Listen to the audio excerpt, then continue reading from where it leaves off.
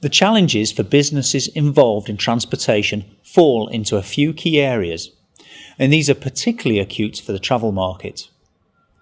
Global trends for travel and tourism indicate constant growth, but industry changes and increased competition are challenging transport and hospitality businesses to do more. Today's customers are looking for a more complete and safer service across the entire travel chain, but online purchasing channels have provided them with bargaining power that can reduce the premium that they're willing to pay for that service.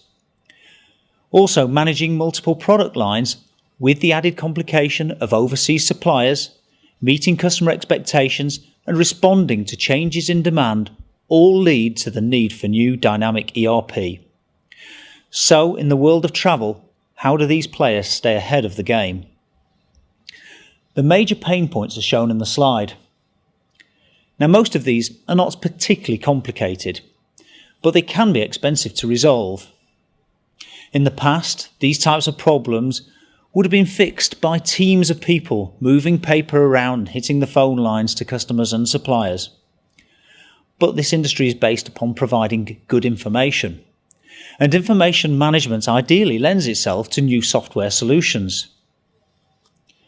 In the post-ERP world, automated systems manage everything that comply to a norm. It's the exceptions that need personal intervention. Many travel plans conform exactly to the original booking plan, and customer satisfaction has now moved on to how these problems are managed as and when they arise. The financial pain areas that can be fixed are reduced staffing costs. Human beings are expensive, so throwing people at long-term problems just isn't profitable.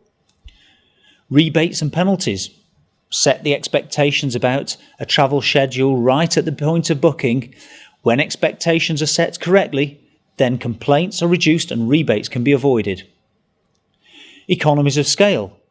Good ERP systems allow growth, and increased business volume delivers better pricing from suppliers and helps to protect long-term growth and profitability.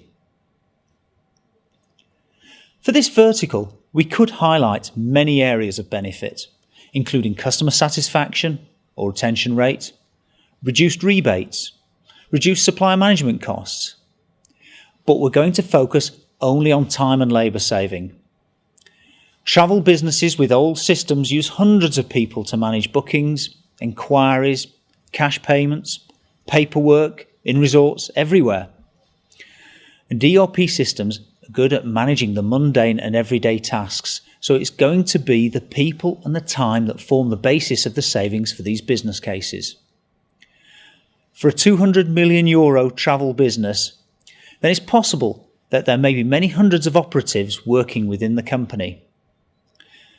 And it's not unreasonable to assume that labour savings are in the following departments. Bookings, 2 people. Rebates, maybe 1 person. Procurement, maybe 1 person.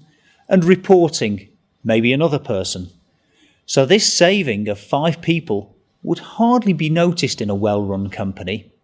And these are not highly skilled jobs, so they're not expensive per head. However, assuming a fully loaded cost of €15,000 each, this would support an ERP sale of over €300,000 over a 5-year projected savings period. Some companies manage to achieve fantastic growth, but their ERP systems can lag way behind.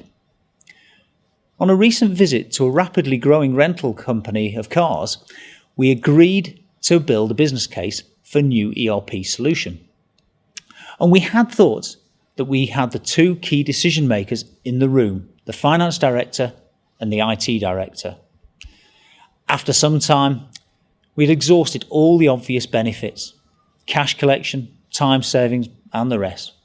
And we weren't finding any large enough savings to justify this additional investment. So we decided to stop for lunch.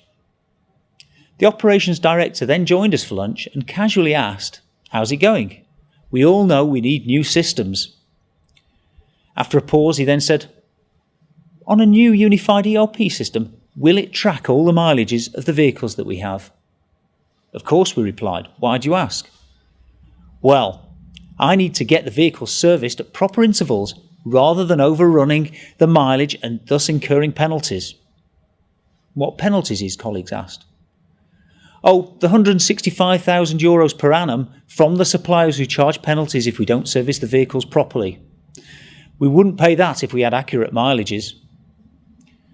So the moral of this story is that benefits don't just come from IT and finance sponsors.